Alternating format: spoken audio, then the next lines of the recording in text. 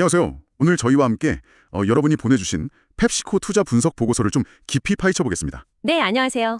보통 그냥 콜라 회사 이렇게만 많이 아시는데 오늘 그 숨겨진 면모 또 투자 관점에서 뭘 봐야 할지 한번 제대로 짚어보죠. 준비되셨나요? 네, 좋습니다. 바로 시작하죠. 먼저 펩시코가 어떤 회사인지 뭐랄까 큰 그림부터 좀 그려볼까요? 2024년 기준으로 연간 순수익이 우리 돈으로 환산하면 어마어마하죠. 약 9,200억 달러. 엄청난 규모인데 핵심은 스낵이랑 음료 이 두 가지 축으로 나뉜다는 거죠. 대략 55%대 45% 정도. 네, 맞습니다. 스낵하고 음료, 이게 핵심인데요. 펩시코의 정말 강력한 무기 중 하나는 그 연매출 10억 달러 넘는 브랜드 있잖아요. 아, 억망자 브랜드요? 네네, 소위 억만자 브랜드. 이걸 23개나 가지고 있어요. 예를 들면 레이즈, 도리토스, 치토스 같은 스낵들, 그리고 펩시콜라, 게토레이, 마운틴 듀 같은 음료들. 이 브랜드 파워가 사실 엄청납니다. 23개나요? 와, 정말 많네요. 그렇죠. 그리고 중요한 건 이 스낵과 음료 사업을 그냥 따로 하는 게 아니라 이걸 결합해서 시너지를 내는 거. 이게 바로 파워 오브 원 전략의 핵심입니다. 파워 오브 원. 그러니까 단순히 제품을 같이 파는 걸 넘어서는 뭔가 있다 이런 말씀이시죠? 네, 훨씬 깊은 의미가 있죠. 소비자들이 보통 스낵 살 때 음료도 같이 사려는 경향이 있잖아요. 아, 그렇죠. 저도 그런데 짭짤한 과자 먹으면 탄산음료 생각나고. 우리 대표 브랜드를 다 가지고 있으니까 경쟁사보다 더 많은 위장 점유율, 그러니까 소비자의 배를 채우는 비중이죠. 그리고 당연히 지갑 점유율도 더 많이 가져갈 수 있는 거예요. 아하, 소비자의 구매 습관을 파고드는 전략이군요. 그럼 이게 물류 쪽에서도 이점이 있겠네요. 스낵이랑 음료 같이 실어 나르면. 정확합니다. 바로 그겁니다. 한 트럭으로 스낵, 음료 동시에 배송하니까 물류 효율성이 극대화되죠. 소매업체 입장에서도 발주하거나 재고 관리하는 게 훨씬 편해지고요. 이런 통합 운영 방식은 뭐랄까 순수하게 음료만 하거나 스낵만 하는 회사들은 따라하기가 정말 힘들어요. 이게 펩시토만의 아주 강력한 경쟁 우위, 경제적 해자, 이코노믹 모트를 만들어주는 거죠. 그렇군요. 브랜드 파워랑 파워 원, 시너지. 이거 말고 또 다른 해자가 있을까요? 물론입니다. 또 중요한 게 두 가지 있는데요. 첫째는 뭐 다들 예상하시겠지만 압도적인 규모의 경제예요. 세계 2위의 식음료 기업이니까 원자재 살 때 협상력이나 광고할 때 효율성 같은 데서 우위를 가질 수밖에 없죠. 네, 규모가 크니까요. 그리고 둘째, 이게 어쩌면 가장 강력한 해자일 수도 있는데 바로 프리토레이 사업부의 DLSD, 다이렉트 스토어 딜리버리 시스템입니다. DSD 시스템이요? 그게 구체적으로 뭔가요? 그냥 직접 배송한다는 건가요? 그거랑은 좀 다른가요? 아, 네. 그냥 배송과는 차원이 좀 다릅니다. 이건 펩시코가 직접 매장 진열대를 관리하고 재고 채우고 심지어 프로모션까지 다 통제하는 방식이에요. 매장 진열까지 직접요? 네. 항상 자사 제품이 가장 눈에 잘 띄는 최적의 상태로 딱 진열되도록 보장하는 거죠. 이건 경쟁사 입장에서 보면 뭐랄까 보이지 않는 거대한 벽 같은 거예요. 뚫고 들어가기가 어렵죠. 와, 정말 철저하네요. 근데 그게 다가 아니에요. 더 중요한 건 이 배송 직원들이 매일매일 현장에서 어떤 제품이 잘 팔리는지, 경쟁사는 지금 뭘 하고 있는지 이런 정보들을 실시간으로 파악해서 본사에 보고한다는 거예요. 아, 그러니까 단순 물류망이 아니라 거의 정보 수집망이네요. 현장에 눈과 귀 역할을 하는? 맞습니다. 거대한 정보 수집 기계나 마찬가지죠. 그래서 모닝스타 같은 그런 평가 기관에서도 이 DSD 시스템 덕분에 펩시코의 해자가 넓고 지속 가능하다 이렇게 높게 평가하는 겁니다. 이야, 정말 강력한 방어막을 가지고 있네요. 근데 뭐 아무리 강해도 경쟁은 피할 수 없겠죠. 펩시코도 당연히 경쟁자들이 있을 텐데 전선이 좀 여러 갈래일 것 같아요. 네, 맞아요. 크게 보면 두 개의 전선에서 싸우고 있다고 볼 수 있습니다. 먼저 음료 부문. 여기서는 뭐 영원한 라이벌이죠. 코카콜라. 그렇죠.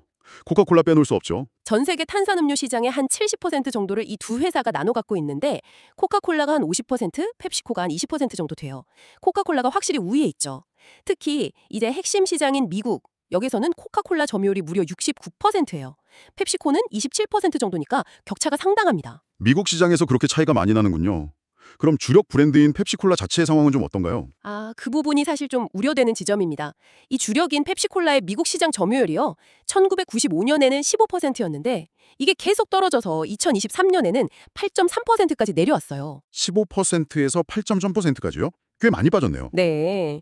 지금은 닥터페퍼랑 2위 자리를 놓고 다투는 뭐 그런 상황이죠. 물론 펩시코에게는 큰 장점이 있어요. 코카콜라랑은 다르게 수익성 아주 높은 거대 스낵 사업부가 있다는 거. 그 스낵에서 번 돈으로 음료 사업의 약점을 좀 보완하는 그런 구조라고 볼 수 있습니다. 아, 스낵 사업부가 든든한 뒷받침이 되는군요. 그럼 음료는 약간 수세적인 상황이라면 스낵 쪽은 좀 다른가요? 네, 스낵 부문은 상황이 훨씬 낫습니다. 물론 몬델리지 인터내셔널 같은 강자들이 있긴 하지만 펩시코의 프리토레이가 여전히 선두주자예요. 2018년 기준으로 보면 글로벌 스낵 시장에서 몬델리지랑 비슷한 약 7% 정도 점유율이었는데 특히 이제 북미 시장 여기서는 아까 말씀드린 그 DSD 시스템 있잖아요. 그거 덕분에 정말 압도적인 우위를 가지고 있습니다. 레이즈, 도리토스 같은 짭짤한 스낵 시장에서는 뭐 최강자죠. 그렇군요.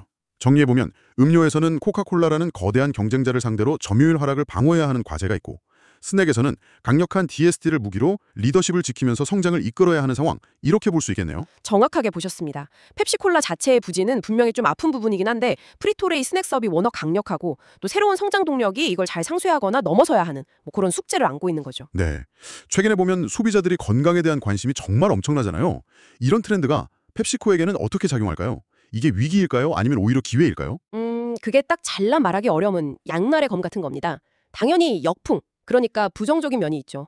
설탕 많이 들어간 음료나 나트륨 함량 높은 짠 스낵 이런 거에 대한 소비 기피 현상, 이게 가장 큰 위협이요. 이게 또 그냥 소비 기피로 끝나는 게 아니라 뭐 설탕세 도입이라든지 성분 표시 규제 강화 같은 규제 리스크로 이어질 수도 있고요. 아, 그리고 플라스틱 포장재 문제도 계속 제기되고 있죠. 확실히 부정적인 측면이 있네요. 그럼에도 불구하고 기회가 있다는 말씀이신가요? 네, 순풍, 긍정적인 면도 분명히 있습니다. 요즘 사람들 바쁘잖아요. 그래서 간편식이나 이동 중에 먹는 소비가 늘면서 스낵 사업에는 좀 유리한 환경이 조성되고 있어요. 그리고 더 중요한 건 건강에 대한 사람들의 인식이 계속 변화하고 있다는 점이에요. 예전에는 그냥 저칼로리, 저당 이런 것만 찾았다면 요즘은 좀 다르죠. 뭐 에너지 증진이라든지 장 건강 개선, 예를 들어 프리바이오틱스 같은 거요. 단백질 강화, 이런 기능적 혜택을 찾는 소비자들이 점점 늘고 있거든요.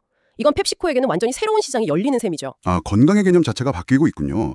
단순히 피하는 게 아니라 뭔가 더 얻으려는 쪽으로. 그럼 이런 변화에 펩시코는 어떻게 대응하고 있나요? 그냥 보고만 있지는 않을 텐데요. 당연하죠. 가만히 있을 리가 없죠. 펩플러스라고 펩시코 포지티브라는 이름으로 대대적인 전략 전환을 지금 추진하고 있습니다. 이게 단순히 기존 제품에서 설탕 줄인 버전, 뭐 펩시 제로 슈거 같은 거 내놓는 수준을 넘어서요. 포트포리오 자체를 아예 건강지향적으로 바꾸려는 시도예요. 기능성 음료, 예를 들면 프로펠 프로틴 워터, 나 펩시 프리바이오틱스 같은 거 개발하고 스낵에서도 인공 첨가물 줄인 NKD 도리토스 라인 같은 걸 내놓고 있죠. 제품 자체를 바꾸는 거군요. 네, 거기다 더해서 M&A나 투자를 통해서 아예 건강 트렌드에 맞는 브랜드를 외부에서 가져오기도 해요. 에너지 드링크 셀시어스에 지분 투자한 거나 그레인 프리 스낵 브랜드 시에테푸드 인수한 거, 이런 게 다 그 예시죠. 와, 정말 전방위적이네요. 마치 거대한 항공모함이 기존의 준역 전투기, 그러니까 쿨라나 짠 스낵 외에 완전히 새로운 종류의 비행기, 건강 기능성 제품들을 계속해서 발진시키는 모습 같아요. 비유가 아주 정확하신데요. 맞습니다. 기존의 확실한 캐시카우, 뭐 소위 죄악주라고도 하죠. 거기서 나오는 현금 흐름을 가지고 미래를 위해서 더 나은 better for you 소비재 기업으로 체질을 개선하려는 큰 그림인 거죠. 이 과정에서 얼마나 균형을 잘 잡고 또 성공적으로 전환하느냐, 이게 펩시코의 장기적인 성패를 가를 핵심 변수라고 할 수 있습니다. 이 엄청난 변화를 이끄는 리더십은 좀 어떤가요? 그리고 최근에 행동주의 펀드가 개입했다, 이런 소식도 들리던데요. 현재 CEO는 2018년부터 회사를 이끌고 있는 라몬 라과타라는 사람인데요. 내부 승진자입니다. 아까 말씀드린 펩플러스 전략이 바로 이 사람의 핵심 구상이죠. 주주 환원에도 상당히 적극적인 편이에요. 펩시코가 무려 53년 연속으로 배당금을 늘려온 그 유명한 배당 귀족주잖아요. 네, 배당주로 유명하죠. 2025년에도 약 86억 달러, 우리 돈으로 10조 원이 넘는 돈을 주주에게 돌려줄 계획이라고 합니다. 와, 배당은 정말 확실하네요. 그런데 비판도 있다고요? 네. 하지만 그의 리더십에 대한 비판도 만만치는 않습니다. 특히 이제 경쟁사인 코카콜라랑 비교했을 때 주가 흐름이 좀 부진했거든요. 그래서 가치 파괴적인 자본 배분이다, 또는 핵심 시장에서 운영에 실패했다, 이런 지적들이 나왔고요. 비용 절감 계획을 제대로 실행할 수 있겠느냐, 이런 의문도 계속 제기되어 왔습니다. 결국 이런 상황들이 쌓여서 행동주의 투자자 엘리엇 매니저먼트의 등장을 불렀다고 볼 수 있죠. 아, 엘리엇이 등장했다는 건 뭔가 큰 변화를 요구하고 있다는 신호겠군요. 구체적으로 뭘 요구하는 건가요? 네, 맞습니다. 2025년 9월에요. 엘리엇이 약 40억 달러, 상당한 규모죠. 이 정도 지분을 확보하고 경영진에게 공개 서한을 보냈습니다. 핵심 요구사항은 크게 4가지 정도로 요약할 수 있어요. 첫째, 코카콜라처럼 자본이 많이 드는 북미 병입 사업 있잖아요. 그거 매각해라. 재프랜차이즈화해서 수익성을 개선하라는 거죠. 둘째, 실적 부진한 브랜드들 과감하게 정리해라. 셋째, 비용 구조 좀 더 효율적으로 만들어라. 넷째, 명확한 재무 목표 설정하고 이사회 감독 기능 강화해라. 이겁니다. 와, 굉장히 구체적이고 어떻게 보면 좀 강도 높은 요구네요. 엘리엇의 개입이 펩시코에게 어떤 변화를 강제하는 촉매제가 될 수도 있겠다, 이런 생각이 드네요. 경영진 입장에서는 압박이 상당하겠어요. 그럼요. 압박이 크죠. 엘리엇의 등장은 펩시코에게 정말 중요한 변곡점이 될 가능성이 있습니다. 경영진의 변화를 압박하고 또 어쩌면 주주 가치를 높이기 위한 더 빠른 실행을 이끌어낼 수도 있다, 뭐 이런 기대감이 지금 형성되고 있는 거죠. 그렇군요. 그럼 앞으로 펩시코의 성장은 어디서 기대해 볼 수 있을까요? 전통적인 콜라나 스낵만으로는 아무래도 좀 한계가 있을 것 같은데요. 네, 맞습니다. 핵심 성장 동력은 크게 3가지로 요약할 수 있을 것 같아요. 첫째는 제로 슈거 플랫폼의 지속적인 확장입니다. 펩시 제로슈거가 이미 두 자릿수 성장을 기록하면서 가능성을 확실히 보여주고 있거든요. 제로 슈거는 확실히 대세죠. 그렇죠. 둘째는 허용 가능한 또는 기능성 포트폴리오의 그 부상입니다. 이게 아주 중요해요. 기능성 포트폴리오요? 아까 잠깐 언급하셨는데 구체적으로 어떤 예가 있을까요? 네, 예를 들어서 최근에 인수한 프리바이오틱스 소다 브랜드 포피라는 게 있는데요.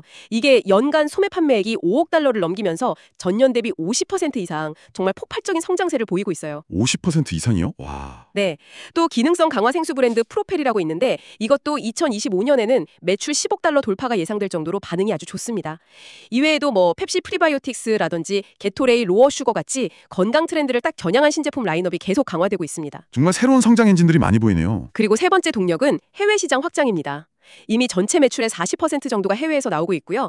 18분기 연속으로 꾸준한 유기적 성장을 보여왔습니다. 특히 성장 잠재력이 큰 신흥 시장에서의 활약이 앞으로 더 기대됩니다. 제로 슈거, 기능성 제품, 그리고 해외 시장. 이 세 가지가 미래 성장을 이끌 엔진이군요. 그리고 보니 최근에 시에테푸드 인수나 셀시우스 투자, 또 반대로 주스 브랜드 트로피카나 매각 같은 움직임들이 있었는데 이게 다 이런 큰 그림 안에서 이해할 수 있겠네요. 포트폴리오를 재편하는 과정이군요. 포트폴리오를 미래 성장 방향에 맞춰서 계속 조정하고 재편하는 과정이죠. 여기에 더해서 아직 뭐 현실화되지는 않았지만 잠재적인 가치, 그러니까 소위 옵셔널리티라고 부르는 것도 한번 생각해 볼 수 있습니다. 옵셔널리티요? 숨겨진 가치 같은 건가요? 어떤 게 있을까요? 네, 그런 거죠. 두 가지 정도 생각해 볼 수 있는데요. 첫째는 데이터 자산의 활용입니다. 펩시코 제품이 하루에 10억 개 이상 팔린다고 하거든요. 하루에요? 15개? 네, 거기서 나오는 어마어마한 소비자 데이터를 인공지능 AI로 분석한다면 이걸로 초개인화 마케팅을 하거나 신제품 개발에 활용해서 혁신적인 가치를 만들어낼 잠재력이 있다는 거죠. 둘째는 아까 말씀드린 DSD 유통 네트워크의 외부 개방 가능성입니다. 이 강력한 물류 및 매장 관리 네트워크를 활용해서 다른 회사 제품 유통을 대신해주고 수수료를 받는 그런 새로운 사업 모델도 구상해 볼 수 있지 않을까? 이런 잠재력이 만약 현실화된다면 펩시코는 그냥 소비재 기업 이상의 평가를 받을 수도 있겠죠. 와, 데이터 자산이랑 유통망 활용이라 정말 흥미로운 관점이네요. 그럼 이제 슬슬 재무 상태랑 현재 주가 수준에 대해서도 좀 짚어보죠. 숫자는 지금 어떤 이야기를 하고 있나요? 재무 상태를 간단히 요약하면요. 최근 몇 년간 매출 성장은 좀 둔화됐어요. 낮은 한 자릿수 성장 정도에 머물고 있습니다. 영업이익률은 비교적 안정적이긴 한데 경쟁이 심해지면서 약간 압박을 받고 있는 모습이고요. 반면에 자기자본이익률, ROE는 꽤 높은 수준을 유지하고 있습니다. 부채 비율은 다소 높은 편이긴 한데 워낙 현금 창출 능력이 뛰어나고 예측 가능해서 관리 가능한 수준이다. 이렇게 평가받고 있습니다. 역시 가장 큰 강점은 뭐니 해도 막대하고 꾸준한 현금 흐름 창출 능력이에요. 현금 흐름이 탄탄하군요. 그렇다면 현재 주가는 좀 매력적인 수준일까요? 밸류에이션 평가는 어떻게 나오나요? 이게 경쟁사인 코카콜라나 몬델리즈랑 비교해보면 지표마다 조금씩 다른 게 나와요. 예를 들어 주가 수익 비율, PER 기준으로 보면 약 29배 수준이거든요. 이게 경쟁사나 펩시코의 과거 평균치보다 좀 높아서 고평가 논란이 있을 수 있습니다. PER은 좀 높군요. 네. 그런데 또 기업 가치 대비 이익, 그러니까 EV, EBITI 기준으로는 약 17.7배 정도로 코카콜라보다는 낮고 몬델리즈랑은 비슷한 수준이에요. 이 EV, EBITI가 PER보다 낮은 이유는 펩시코 부채 규모가 상대적으로 좀 크기 때문인데 이건 뭐 과거에 대규모 인수합병 같은 걸 많이 해서 그 영향이 반영된 결과라고 볼 수 있고요. 그래서 종합적으로 보면 현재 주가는 뭐랄까 적정 가치 수준이거나 약간 고평가된 상태가 아니냐 이렇게 판단하는 시각이 많습니다. 엄격한 가치 투자 관점에서 보면 매수하기에는 안전 마진이 좀 부족해 보인다. 이런 의견이 지배적이에요. 결국 현재 주가에는 앞서 이야기 나눴던 그런 성장 스토리에 대한 기대감이 상당히 녹아들어가 있다. 이렇게 봐야겠군요. 건강지향 제품으로 성공적으로 전환할 거라는 기대, 또 엘리엇 개입에 따른 변화 가능성 같은 것들이요. 네, 그렇습니다. 현재 가격에서 투자한다는 건 그런 미래 시나리오가 실현될 거라는데 베팅하는 성격이 좀 강하다고 볼 수 있겠죠. 네, 투자를 고려할 때는 당연히 리스크 요인도 반드시 살펴봐야 할 텐데요. 펩시코가 직면한 가장 큰 위험 요인은 뭐라고 보시나요? 리스크예요. 전통적인 탄산음료나 짠 스낵에서 예상보다 더 많은 소비자들이 등을 돌릴 경우 핵심 사업 기반 자체가 흔들릴 수 있다는 거죠. 둘째는 규제 및 지정학적 리스크입니다. 뭐 설탕세 도입이 더 확대된다거나 플라스틱 사용 규제가 강화된다거나 혹은 특정 국가와의 관계가 나빠지는 것들, 이런 것들이 사업에 부담을 줄 수 있습니다. 셋째는 실행 리스크인데요. 특히 엘리엇이 요구하는 북미 병입사업 재편 같은 그런 복잡한 구조 조정을 과연 성공적으로 완수할 수 있을까 하는 불확실성이 존재합니다. 만약에 그런 리스크들이 현실화된다면 어떤 결과로 이어질 수 있을까요? 회사가 위험해질 수도 있나요? 매출이나 이익에는 분명히 타격이 있겠죠. 하지만 워낙 현금 창출 능력이 막강해서요. 2024년에 예상되는 영업 현금 흐름만 해도 약 120억 달러거든요. 그래서 회사가 망할 위험은 거의 없다고 봅니다. 다만 투자 매력도는 크게 떨어질 수 있죠. 주가가 장기간 지지부진한 흐름을 보인다거나 소위 말하는 죽은 돈, 데드머니가 될 위험은 충분히 있습니다. 그렇군요. 자, 오늘 펩시코에 대한 정말 심층적인 이야기를 나눠봤습니다. 정리를 좀 해보면 긍정적인 측면, 불 케이스로는 역시 강력한 브랜드 파워와 독보적인 DSD 유통망, 그리고 건강 트렌드에 발맞춘 성공적인 포트폴리오 전환 가능성, 그리고 엘리엇이라는 행동주의 펀드의 개입 효과에 대한 기대감, 이런 것들을 꼽을 수 있겠고요. 네, 반면에 부정적인 측면 베어 케이스로는 핵심 제품인 탄산음료라 일부 스낵의 수요 감소 위험, 그리고 현재 주가가 제공하는 안전 마진이 좀 부족하다는 점, 마지막으로 복잡한 사업 구조 개편과 신사업 안착을 성공시켜야 하는 그 경영진의 실행력에 대한 물음표, 이런 것들을 고려해야겠습니다. 네, 맞습니다. 분석 보고서들의 전반적인 결론도 사실 비슷해요. 매우 훌륭한 기업인 건 맞는데 현재 가격이 아주 매력적이지는 않다는 거죠. 안전마진은 부족하지만 그래도 제로슈거, 기능성 제품, 해외 시장 확장이라는 성장 스토리가 여전히 유효하고 또 엘리엇의 개입이 긍정적인 촉매자가 될 수 있다는 점에는 주목하고 있습니다. 따라서 현재 수준에서는 좀 신중하게 접근할 필요가 있고 만약 향후에 시장 변동성 때문에 주가가 의미 있게 하락한다면 그때는 매력적인 진입 기회가 될 수도 있다. 이런 시각입니다. 결국 펩시코 투자는 이 거대한 기업이 성공적으로 변신할 수 있을 것인가, 그리고 그 변화를 이끌 경영진의 실행력에 대한 믿음, 이걸 바탕으로 이루어지는 셈이네요. 오늘 저희와 함께 펩시코의 현재와 미래를 정말 깊이 들여다보셨는데요. 마지막으로 여러분께 이런 질문을 한번 던져보고 싶습니다. 펩시코는 과연 죄악주로 불렸던 과거의 DNA를 완전히 벗고 진정한 의미의 더 나은 Better for You 기업으로 거듭날 수 있을까요? 아니면 건강제약 제품들은 앞으로도 계속해서 핵심 사업을 보조하는 역할에 머무르게 될까요? 펩시코라는 기업의 장기적인 정체성과 가치는 과연 어디로 향하게 될지 한 번쯤 생각해 보시는 건 어떨까요? 오늘 탐구는 여기까지입니다. 함께해 주셔서 정말 감사합니다. 네, 감사합니다.